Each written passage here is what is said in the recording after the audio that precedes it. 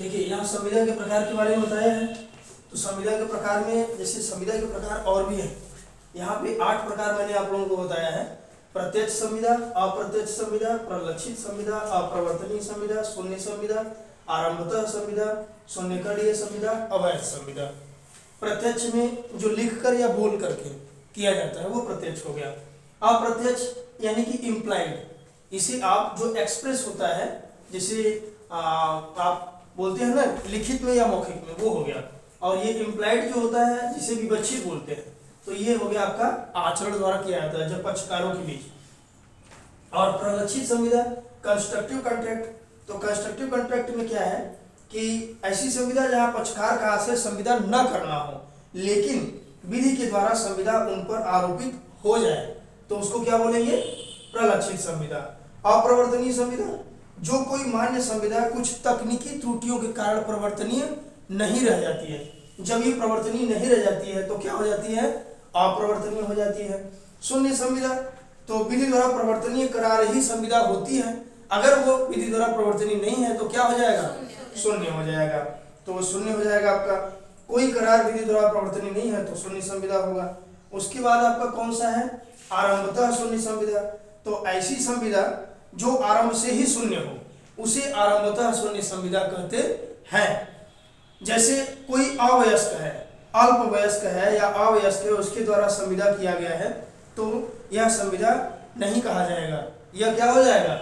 आरंभ से ही शून्य हो जाएगा। शून्यकरणीय संविदा के बारे में आप लोगों को पता है कि जब पक्षकारों की वांछा पर, पक्षकारों की इच्छा पर अगर वो किसी विकल्प के आधार पर प्रवर्तनीय तो है किंतु दूसरे पक्षकार या दूसरे पक्षकारों की विकल्प पर प्रवर्तनीय नहीं भी है, जैसे कुछ प्रवर्तनीय है कुछ प्रवर्तनीय नहीं भी है, तो उसको हम शून्यकरणीय संविदा बोलेंगे।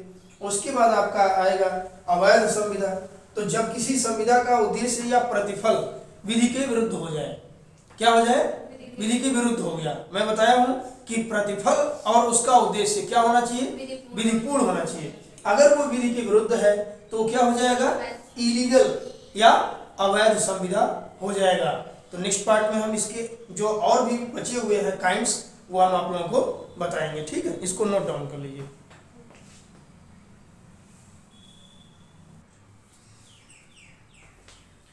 ठीक है, तो ये निष्पादित संविदा, इससे पहले जो 8 प्रकार में बता दी, 9वें में क्या है? निष्पादित संविदा।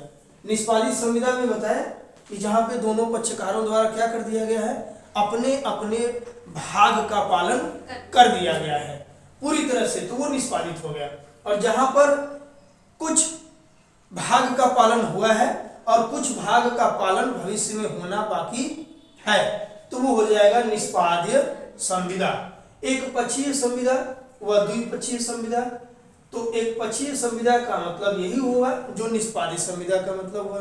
निष्पादित संविदा का मतलब यही है कि दोनों पक्षकारों द्वारा अपने अपने भाग का पालन कर दिया गया है, वो हो जाएगा एक पक्षीय संविदा।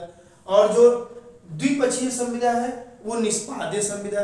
निष्पाद्य संविदा का मतलब यही है कि एक पक्षकार द्वारा या दोनों पक्षकार द्वारा अपने कुछ भाग का पालन किया गया है और कुछ भाग का पालन भविष्य में किया जाना बाकी है, तो ये द्विपक्षीय संविदा हो गया। समाश्रित संविदा। समाश्रित संविदा में जिसको इंग्लिश में कंटिंजेंट कॉन्ट्रैक्ट बोलते हैं। समाश्रित संविदा किसी घटना के, किसी निश्चित घटना के पार्श्विक घटना के घटित होने पर जब कोई शर्त रखी जाती है कि उस कार्य को किया जाएगा या नहीं किया जाएगा तो उसे हम समाश्रित संविदा बोलते हैं।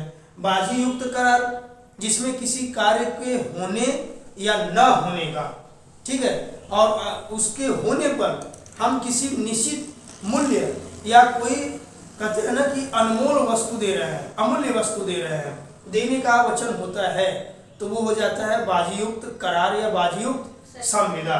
और संविदा कल्प में बताया कि जहाँ पे पक्षकारों का आपस में संविदा करने का कोई राय विचार नहीं होता है, इच्छा नहीं होता है, बट प्राकृतिक न्याय और साम्य के आधार पर एक संविदा हो जाती है तो उसे हम क्या बोलेंगे? संविदा कल्प। ये हो गए आपके कुल मिलाकर के 14 प्रकार के संविदा। इन प्रकारों को याद रखिए, थोड़ा थोड़ा इनके बारे में मैंने व्याख्या भी कर दिया है, ये भी याद रहेगा। तो ये आपके एग्जाम में, जो आपके लॉन्ग वाला एग्जाम आएगा उसमें काफ़ी हेल्पिंग रहेगा, काफ़ी हेल्पफुल होगा। ठीक।